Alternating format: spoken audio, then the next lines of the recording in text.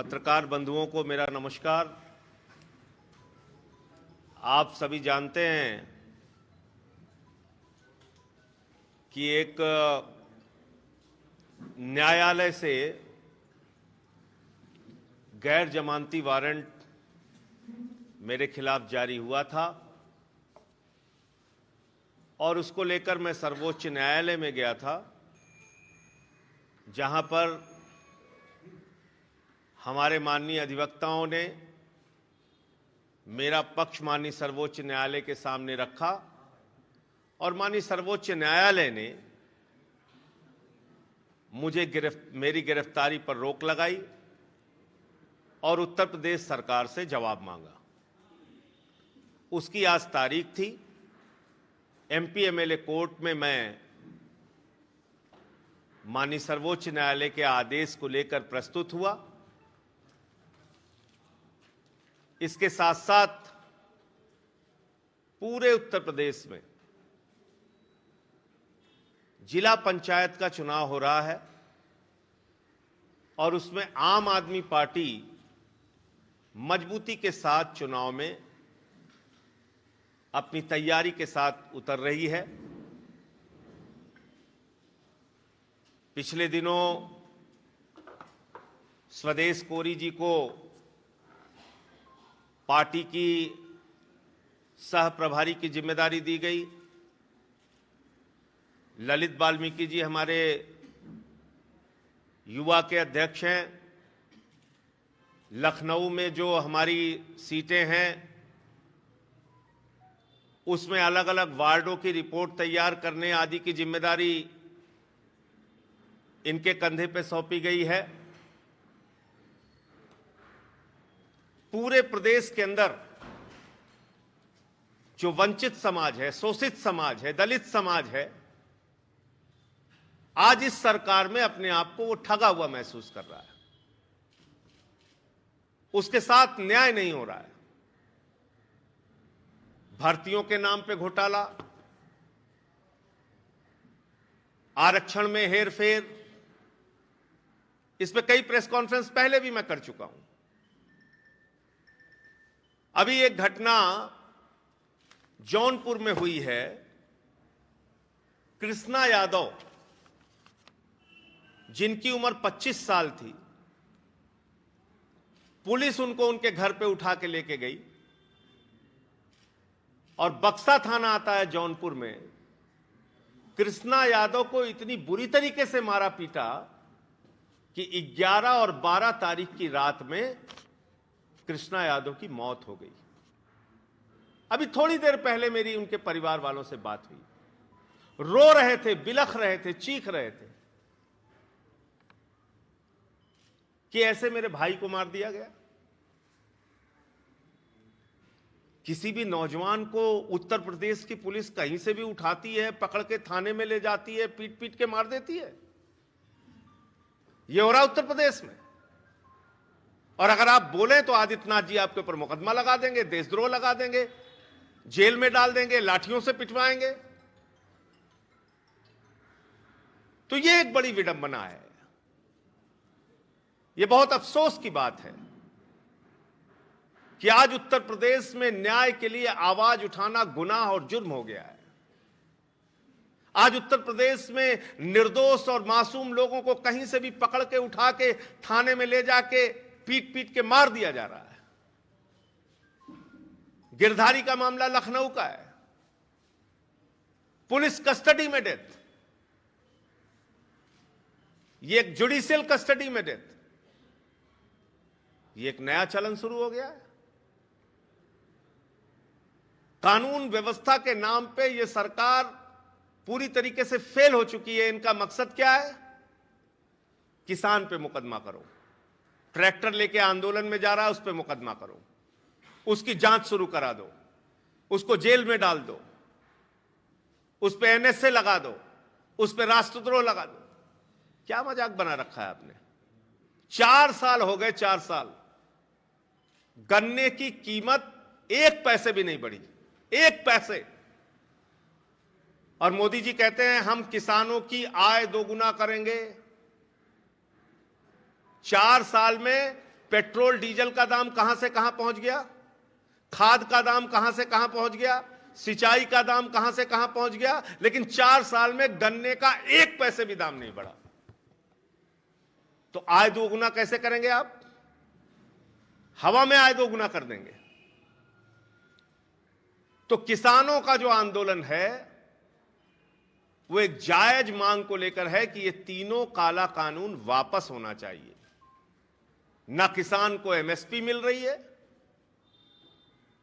ना किसान को इस कॉन्ट्रैक्ट फार्मिंग से कोई फायदा होने वाला है, क्योंकि कॉन्ट्रैक्ट फार्मिंग एक ऐसा कानून है जिसमें किसान अपने ही खेत में गुलाम बन जाएगा। उसकी मेड़ों का पता नहीं चलेगा। हजारों एकड़ जमीनें पूंजीपति लेके हजारों एकड़ जमीन उसको मिलाकर खेती करेंगे, मनचाहा खाद इस्तेमाल करेंगे, मनचाहा केमिकल इस्तेमाल करेंगे, उसके मेड़ों का पता नहीं चलेगा, खेत का पता नहीं चलेगा, वो ढूंढता रहेगा इधर से उधर। और महंगाई, असीमित भंडारण की छूट, याद रखिएगा ये सिर्फ किसान के लिए काला कानून नहीं है, हिंदुस्तान के एक एक नागरिक के लिए काला कानून है। असीमित भंडारण की छूट का मतलब है सस्ते में गेहूं, सस्ते में चावल, सस्ते में फल, सस्ते में सब्जियां किसानों से खरीदी जाएंगी, उसको स्टोरेज में बड़े बड़े भंडारण में रखा जाएगा और जब बाजार में कमी हो जाएगी तो महंगे दामों पे बेचा जाएगा। तो इन तीनों काले कानूनों के विरोध में आम आदमी पार्टी संसद से सड़क तक सबसे मजबूती के साथ, प्रखरता के साथ, तन मन धन से किसानों की लड़ाई लड़ रही है। और अरविंद केजरीवाल जी ने सिंगू बॉर्डर हो, टीकरी बॉर्डर हो, गाजीपुर बॉर्डर हो, जो किसान हैं उनको इंटरनेट की सुविधा उपलब्ध कराने से लेके पानी हो, शौचालय हो, भोजन, जो भी उनसे बन सका उन्होंने किया। हम लोगों ने संसद में लड़ाई लड़ी, लेकिन सरकार सुनने के लिए तैयार नहीं है। सब सरकार अपने अहंकार के चरम पर है। वो किसानों को आतंकवादी कह रही है, खालिस्तानी कह रही है, पाकिस्तानी कह रही है। 200 किसानों की शहादत हो गई और हरियाणा का कृषि मंत्री उनकी शहादत पर मजाक उड़ाता है, हंसता है। यह है भारतीय जनता पार्टी, यह इसकी सोच, यह इसकी क्रूरता, ये इसकी मानसिकता कि 200 किसानों की जान जा चुकी है। आप हंस रहे हैं, आप कह रहे हैं इसमें तो एक जाति विशेष के लोग मरे हैं, वो किसान नहीं थे। तो इन काले कानूनों के खिलाफ, इस जुर्म और जाति के खिलाफ कि कोई खाना पहुंचा रहा है किसानों को, उस पर एनआईए लगा दो, कोई डीजल पहुंचा रहा है उस पर सीबीआई लगा दो, कोई ट्रैक्टर लेके जा रहा है उसको थाने से पिटवा दो।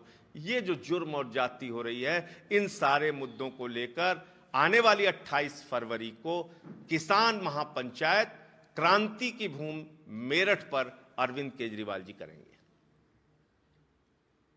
28 फरवरी को मेरठ में, जो मेरठ दिल्ली बाईपास है, वहां पर एक संस्कृति बैंक्वेट है, उसके मैदान में बड़ी एक महापंचायत आम आदमी पार्टी के राष्ट्रीय संयोजक और दिल्ली के माननीय मुख्यमंत्री अरविंद केजरीवाल जी करेंगे।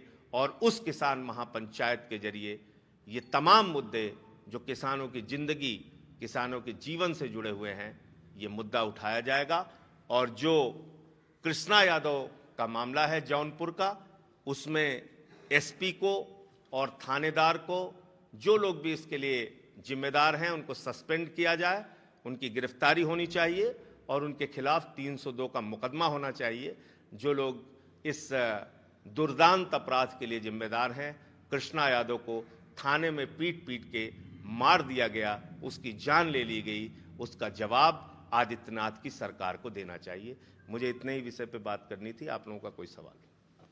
संजय जी, एक सवाल है, स्वास्थ्य विभाग से जुड़ा हुआ सवाल है। एक कर्मचारी हैं जो प्रधान सहायक पद पे विगत 20 वर्षों से एक ही जिले में कार्यरत हैं। इस मामले पर जब अधिकारियों से बात करने का प्रयास किया तो संतोषजनक जवाब कोई नहीं मिला। इस पर आपका क्या कहना है? देखिए, एक अधिकारी अगर एक पद पर वर्षों वर्ष तक बैठा है तो बगैर सत्ता के संरक्षण के वो संभव नहीं है। और उसके पीछे का सीधा कारण होता है भ्रष्टाचार। उस पद पर बैठ के, उस कुर्सी पर बैठकर वो बेईमानी करता है और ऊपर से नीचे तक उसकी हिस्सेदारी होती है। इसलिए ये आपकी और हमारी या किसी की बात नहीं सुनते। इसके पीछे कोई और दूसरा कारण नहीं होता, मलाई खाने का कारण जरूर होता है। एक सवाल, रिंकू शर्मा की हत्या के मामले में आम आदमी पार्टी कोई प्रतिक्रिया नहीं दी, ना केजरीवाल साहब वहाँ पे जाकर उनसे मुलाकात की, ना कोई मुआवजा की मांग। देखिए, ऐसा है कि रिंकू शर्मा के मामले में हम लोग पहले भी कह चुके हैं, जब से देश के गृह मंत्री अमित शाह बने हैं, दिल्ली की कानून व्यवस्था बद से बदतर हो गई है।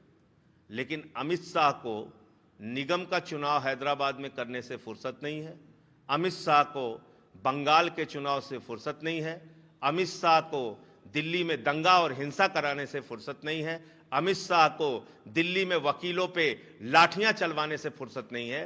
तो जो रिंकू शर्मा की हत्या हुई है, ये कानून व्यवस्था का मामला है और मुझे लगता है कि गृह मंत्री को इसके बारे में आके सामने जवाब देना चाहिए। तुमसे नहीं संभलता तो दिल्ली पुलिस दे दो अरविंद केजरीवाल जी को, जैसे हमने हर विभाग ठीक करके दिखाया, उसको भी ठीक कर दो। मुआवजा और कुछ वहाँ की जो उनसे प्रतिक्रिया दिखानी थी, तो उस पर हमारी सरकार जो बन सकेगा हम करेंगे। लेकिन जो पहली जिम्मेदारी कानून व्यवस्था को लेके है, वो देश के गृह मंत्री अमित शाह, जिसके अधीन दिल्ली की पुलिस आती है, जब से अमित शाह देश के गृह मंत्री हुए हैं, दिल्ली की कानून व्यवस्था बद से बदतर हो गई है। इससे जुड़ा एक सवाल है, रिंकू हत्याकांड जो हुआ था उस पर जो हिंदू संगठन है, जितने भी संगठन है, सब ये कह रहे हैं कि अगला की जब मौत हुई थी तो अरविंद केजरीवाल जी मुलाकात करने गए थे, रिंकू के परिवार से अभी तक क्यों नहीं मुलाकात करने जा रहे हैं? देखिए, ऐसा है कि इसको सेलेक्टिव क्वेश्चन पूछवाया जा रहा है, ये सेलेक्टिव सवाल बनवाया जा रहा है। भारतीय जनता पार्टी इस देश में नफरत की बुनियाद पे पैदा होने वाली पार्टी है। उसका यकीन, दलितों का विरोध करो, पिछड़ों का विरोध करो, अल्पसंख्यकों का विरोध करो, सबको अपने पैरों के तले कुचलो, ये भेदभाव करने वाली पार्टी है। हिंसा और नफरत की राजनीति में यकीन रखने वाली पार्टी है। हमको भारतीय जनता पार्टी से संवेदना का पाठ नहीं सीखना है।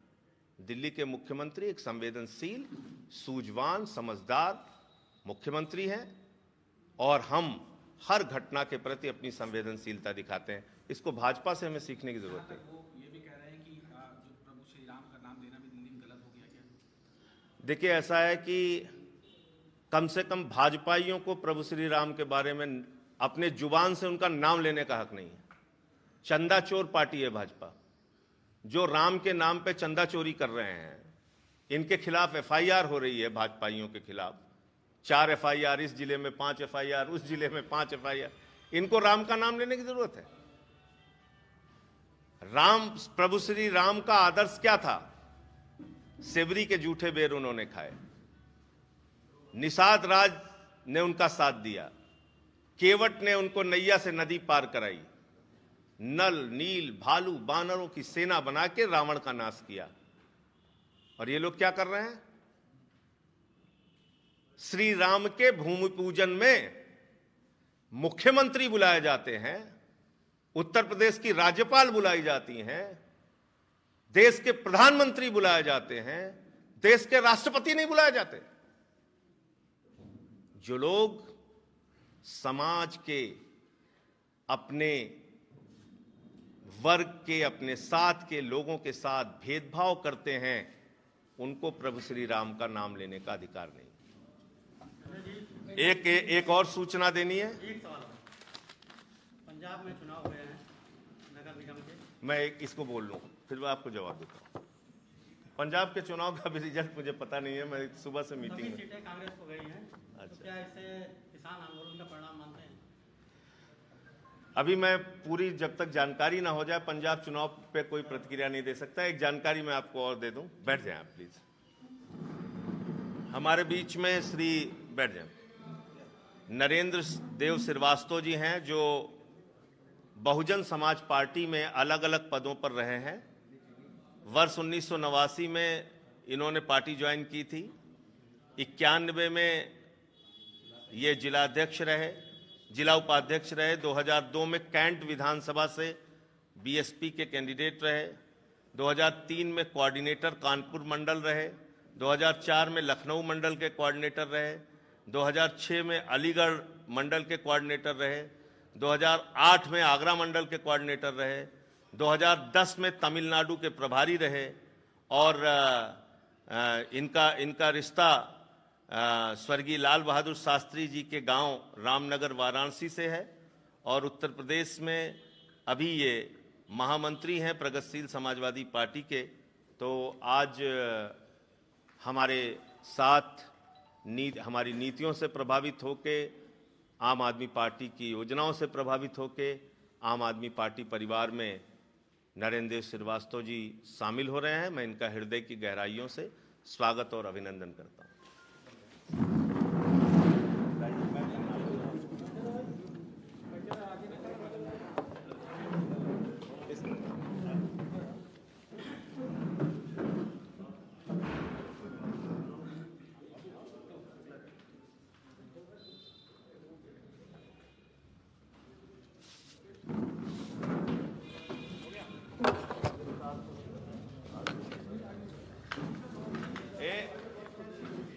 अजीत कहाँ गए?